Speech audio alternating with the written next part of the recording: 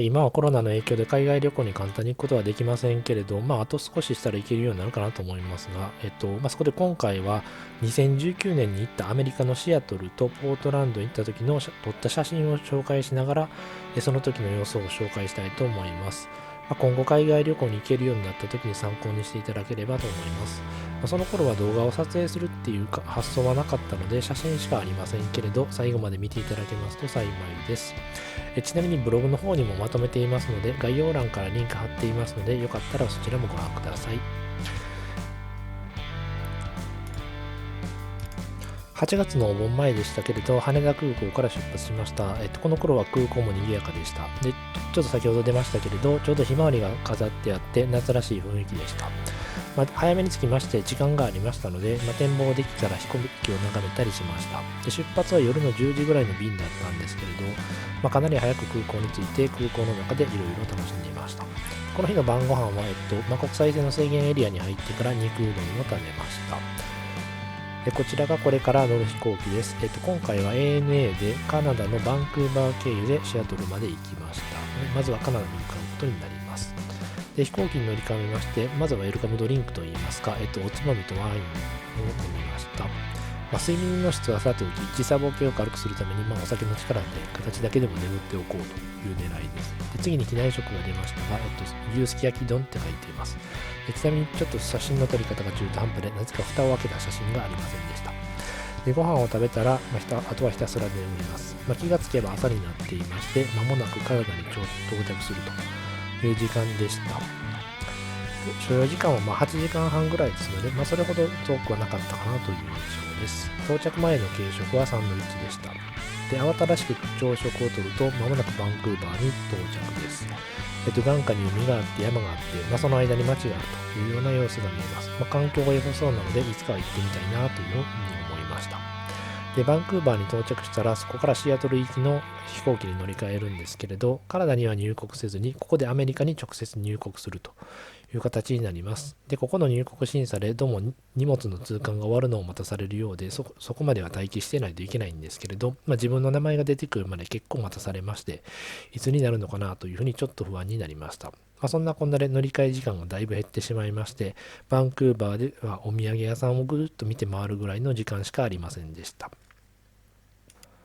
バンクーバーからシアトルはエアカナダ便でしたが、国内線のような雰囲気でした。北米でよくあるスナックと水をもらいました。距離も近いので1時間かからずにシアトルに到着します。200キロちょっとなんですけれど、日本だとは飛行機ではあんまり行かない距離だと思いますけれど、そんな距離でも飛行機に乗るのは北米らしいですね。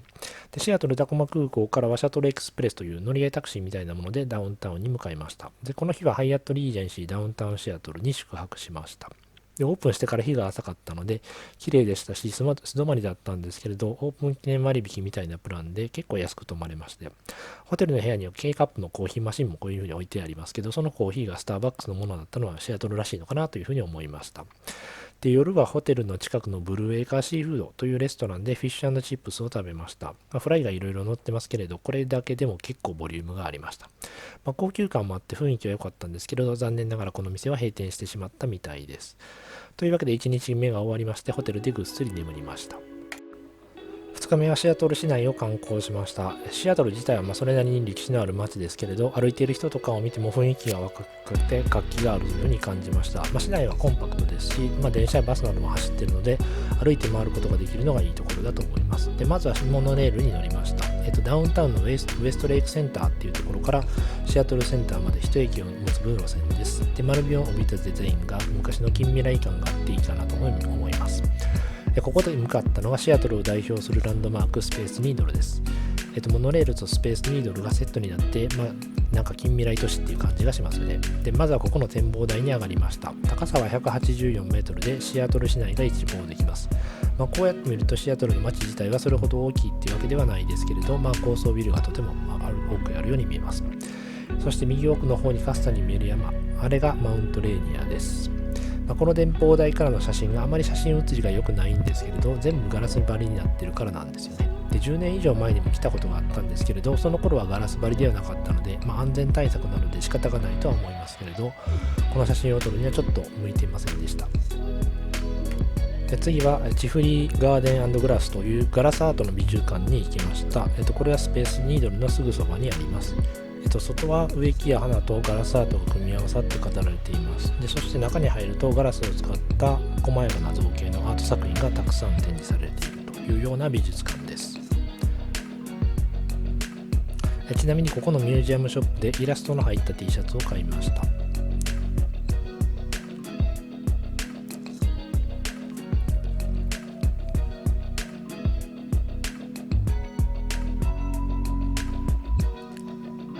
で次はミュージアム・オブ・ポップカルチャーです。この外壁も不思議な色合いをしています。中はポピュラー音楽に関する博物館になっていまして、ドラムを叩いてみようといった体験型の展示もあったりしました。これはこういうギターを使ったアートもありました。でシアトルセンターはこういう感じで一通り回りましたので、モノレールに乗ってダウンタウンに戻ります。1キロ少々なんですけれど、全部歩くと疲れるので乗れるものには乗った方が楽と思います。ダウンタウンのウエストレイクセンターの駅の構造は不思議なんですけれど、線路を1本またいでホームから遠い方の線路に電車が止まっています。でそこにタラップのようなものを渡して乗り降りするというような構造になっています。線路が2本あるんですけれど、1本ずつしか使えないという構造になっています。で駅から、次に向かったのはパイクプレイスマーケットです。ここはモノレールの駅から歩いて5分ぐらいです。ここは有名な観光地ですけれど、シアトルに行ったら、ぜひ立ち寄るということをお勧めします。魚介類も売ってますし、あとお土産とか雑貨とかも売っているのも面白いです。ここのお目当てはスターバックスの1号店です。この日も混雑していて、店の外まで行列ができていました。スターバックスにパイクプレイスローストというメニューがありますけれど、その名前はここから来ているわけですね。でコーヒーももちろん買いましたけれど、お土産としては1号店オリジナルロゴの、タンブラーを購入しました。これが非常に大きいのでコーヒーがたっぷり入ります。で昼ご飯はスターバックスのすぐ近く、その隣ぐらいの、シーフードっぽい惣菜屋さんでスープとグラタンみたいなのを食べました。それから午後は市内を散策しながら買い物をしたり、デパートやショッピングモールに行ったり、本屋さんに行ったりというふうないろいろ観光しました。でシアトルといえば Amazon です。Amazon Go にも行きました。レジがないということで有名なんですけれど、事前にアプリをスマホにインストールしてクレジットカードを登録しておけば入店して購入することができます。何かうまくいかなかったようで、警備の人から声をかけられたんですけれど、アプリにはちゃんと決済がされていました。あとはスターバックスリザーブのロースタリーというところが、ファーストヒルといってダウンタウンから東の方に少し歩いたところにありましたので、そちらも訪問しています。シアトルにいると、コーヒーを飲みすぎるなというような印象があります。で最後夕食はホテルの近くにあるレストランというか食堂のようなところでタイカレーを食べました。これで2日目が終了です。3日目はこの日はホテルをチェックアウトしてレンタカーを借りてワシントン州とオレゴン州をぐるっと一周する旅に出ます。朝ごはんはカフェでクロワッサンを食べました。多分アマゾンが入居しているビルなんだと思いますけれど、若いエンジニアっぽい人は朝ごはんを食べながらパソコンに向かい合っていました。レンタカーは60というところで借りました。ハイアットの地下にも営業所があって、最後に空港で乗り捨てできるということで選びました。車を借りるときにトールブリッジって聞かれてついノーと答えてしまったんですけれど、後払いになるとわずかの割高になってしまうのでイエスとして有料同僚のパスを借りておけばよかったとこういうふうに後悔しました。でレンタカーを借りてまず向かったのがマイクロソフトのレッドモンドキャンパスです。ここにはビジターセンターがありまして Windows などの昔の製品の展示とかマイクロソフトグッズの売店があります。で展示スペースの多くは Xbox に当てられていてゲームで遊んでいる人が多かったです。で次に向かったのがカークランドです。地図のアプリで近くの鉄道模型店を探して向かいました。レッドモンドからもそれほど遠くないカークランドの中心部にあるイーストサイドトレインズというお店を訪問しました。旅行に出ると現地にある模型店に足を運ぶようにしているんですけれど、このお店は店内にレイアウトが置いてあったりと結構大きいところでした。この時はイギリス製のミニクーパーとキッチンカー、それからウッドランドシニックスのストラクチャーを購入しました。ちなみにカークランドはコストコの本社があるところで、カークランドブランドはこの地名が由来です。コストコの近くも通ったんですけれど、結局あそこには立ち寄りませんでした。で昼食は、ホールフーズマーケットの惣菜コーナーでサラダやライスなどを取って食べました。昼ご飯を食べた後はひたすらドライブです。カスケードループという山岳地帯の道を走りました。レベンワースというところに立ち寄りたかったんですけれど、結局行ったのはスターバックス。でも山小屋っぽいところで暖炉があって雰囲気は良かったです。そこから内陸部を南下しまして、この日の宿泊地は、ヤキマのホリデーインです。ヤキマは内陸の乾燥地帯にありまして、ワイン作りなどでも有名みたいです。で、市街地はちょっと寂れた雰囲気で、閉鎖になってしまった教会などがあって、大丈夫なのかなという雰囲気だったんですけれど、夕食はホテルから少し歩いたところにあるオリーブガーデンに行きました。ここはアメリカ風のイタリアンのファミリーレストランです。ボリュームとか味付けもいかにもアメリカ風なんですけれど、味は結構美味しいです。サラダやパスタにチーズをかけるかって聞かれるんですけれど、たっぷりかけた方がいいかなというふうに思っています。街はあんまり人気がなかったので、暗くならないうちにホテルに戻って、この日は終了となりました。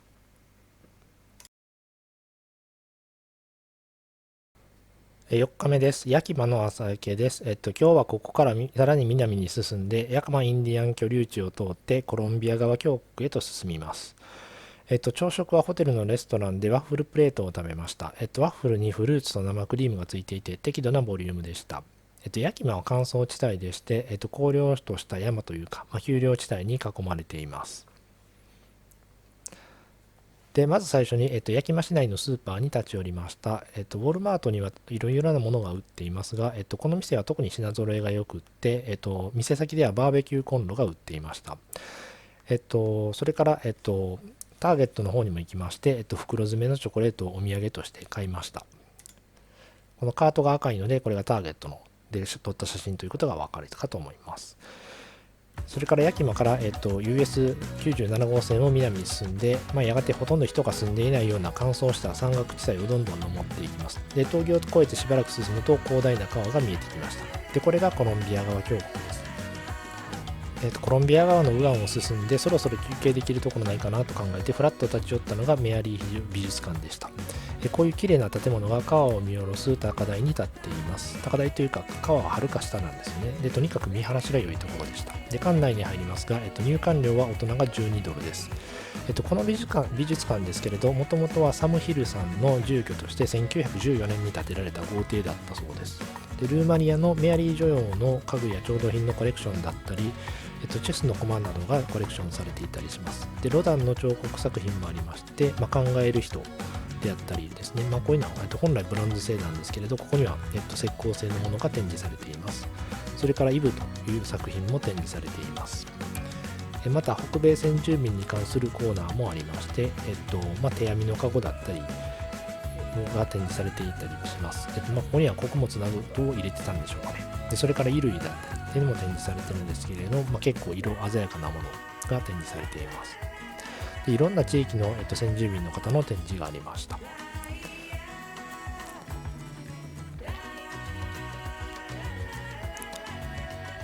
で、一通り見学したらちょうど昼時になってしまいましたので、館内のカフェで昼食をとりました。外のテラスにも席があったんですけれど、風がとても強かったので屋内の席にしました。昼食はサンドイッチとソーダです。いかにもアメリカ的な軽食で、ピクルスとポテトサラダが添えられています。比較的軽そうに見えるんですけれど、それでもそれなりにボリュームがありました。このテラスからはコロンビア川の下流のはるか遠くにマウントフッドという山も見えます。これからはこの川に沿って下っていきます。再び車に戻ってドライブ再開します。で、しばらくすると、ヒストリックロコモティブっていう標識があったので脇道にそれました。で、たどり着いたところは、ウィシュラムという駅でした。で、この看板出てる通り、アムトラックも停車するようです。で、調べてみると、エンパイアビルダーという大陸横断列車が停車するようです。はるか昔ですけれど、乗車したことがあるんですけれど、ロッキー山脈の中とか、中部の大平原を通ってダイナミックな風景が楽しめる列車でした。で、この駅には貨物ヤードがあって、貨車だけではなくて、ディーゼル機関車なども多数止まっていました。さらに車で走ってコロンビア川を渡って今日の目的地フットリバーに到着しました。歴史ある建物があるこじんまりとした観光地です。ポートランドからも近いので訪れる人は多いようです。で、今夜は、フットリバーホテルというこの町で最も歴史のあるホテルに泊まります。この写真は裏側です。この写真よく見ていただくと斜面に立っているということがわかるかと思います。で、チェックインして客室に向かうんですけれど、エレベーターを使おうとしたらドアの形が何か変です。引き戸になってまして、この奥はどうなっているんでしょうか。なんとこのエレベーターは手動式でした。これは内側から撮影した写真ですけれど、蛇腹式の扉がついています。これは扉が閉まった状態で、行き先ボタンを押すと動きます。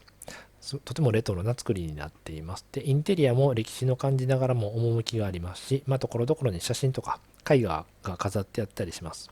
これは昔のフットリバーの風景写真です。昔の写真なんですけれど、建物とか道幅とか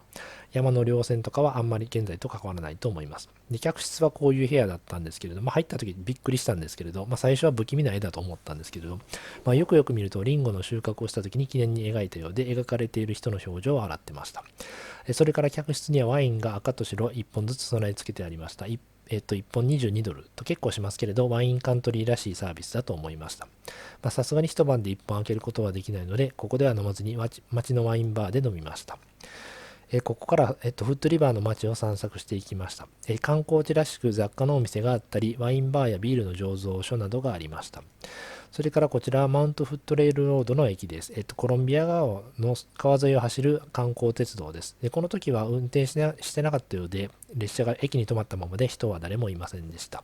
こういった観光鉄道も機会があったら乗ってみたいなというふうに思います。で、ちなみにこの駅の駐車場がホテルの駐車場としても使われていました。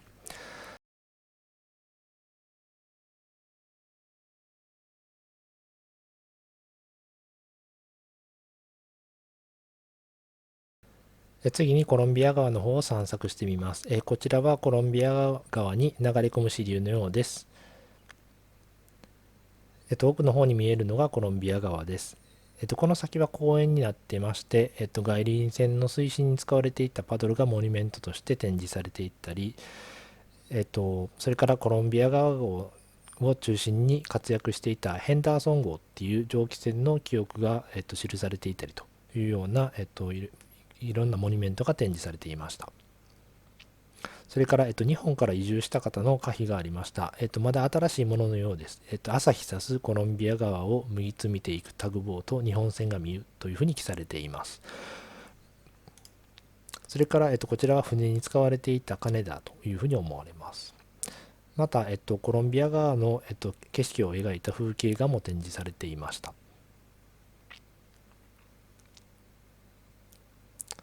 夕食は、バーの方で、アメリカンのハンバーガーを食べました。はい、これで、4日目が終了となります。で、次は、5日目です。この日はフットリバーを出てポートランドへと向かいました。朝食はスキレットエッグです。卵が2つの目玉焼きになっていて、パンとグラスに入ったホットコーヒーがセットになっています。で、朝食を食べたら出発です。コロンビア川の周辺には滝がたくさんあります。その一つのホーステイルフォールズに立ち寄りました。滝の流れが細くて途中でくびれているので馬の尻尾のように見えます。で、それが滝の名前の由来となっています。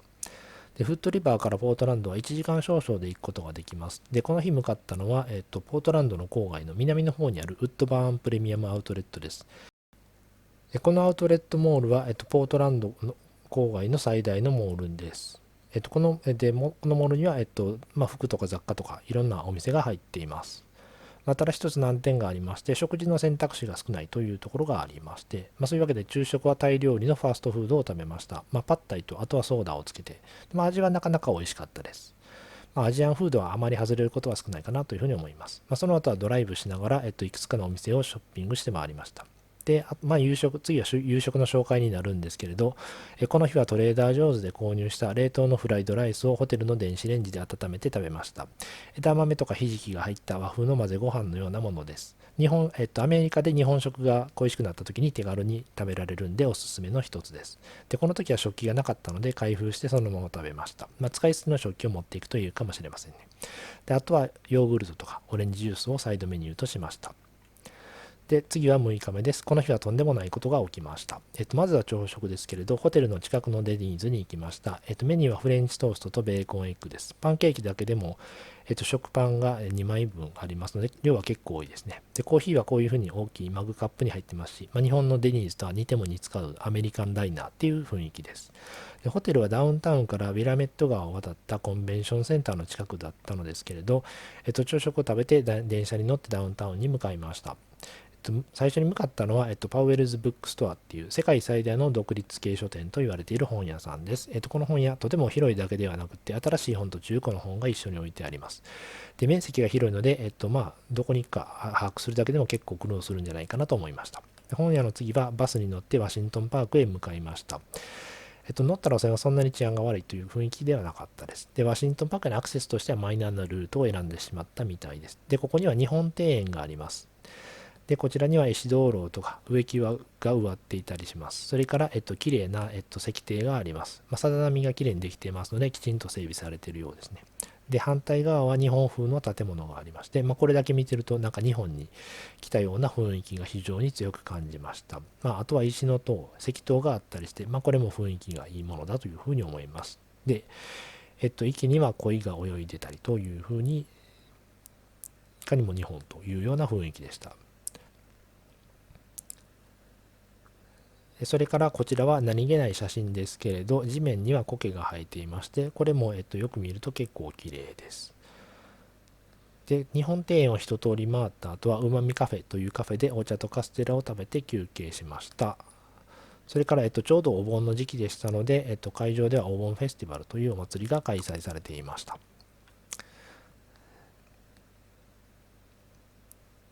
で、ここからは、地下に走るトラムに乗ってダウンタウンに戻ります。駅とは違うルートなんですけれど、公園内の巡回バスに乗れば地下鉄の駅まで行けるので、こちらの方が便利だったようです。ポートランドの地下鉄は、LRT って言って、いわゆる路面電車が地下鉄を走っているので、駅は大きくてもホームは低くて、駅と駅の間のトンネルは小さいです。で、ダウンタウンに戻ってきたんですけれど、どうも人通りが少ないです。で、なんとこの日は、過激派のデモの真っ最中で、お店がほとんど休みでした。今でいうロックダウンっていう状況ですね。で、あんまり近づくと物騒なんで、まだ昼前だったんですけれど、早々と引き上げることにしました。で、この後はホテルに戻って車に乗って郊外のモデルに行きましたが、そちらは通常通りでした。今回シアトルから入国したんで、ポートランドの状況は全然調べてなかったんで、それちょっとミスったというふうに思いました。さて、それではとうとう最終日になりました。現在地はポートランドで空港はシアトルです。飛行機の出発は13時台で、ポートランドからシアトルタコマ空港までは2時間半ぐらいですので、順調に走れば十分余裕がありますが、距離が少し遠いだけに、早く向かっていこうという気持ちになりました。朝食はスターバックスでクロワッサンを購入して、そそくさと車に乗り込みました。で、次の写真はもう空港でチェックインして搭乗を待っている時の写真なんですけれど、この時はプライオリティパスのラウンジが使えずに普通のレストランに入ってクラムチャウダーとワインを食べました。ちょうど搭乗口の前でしたのでギリギリまで滞在することができました。帰りは、ANA の羽田行きの直行便でした。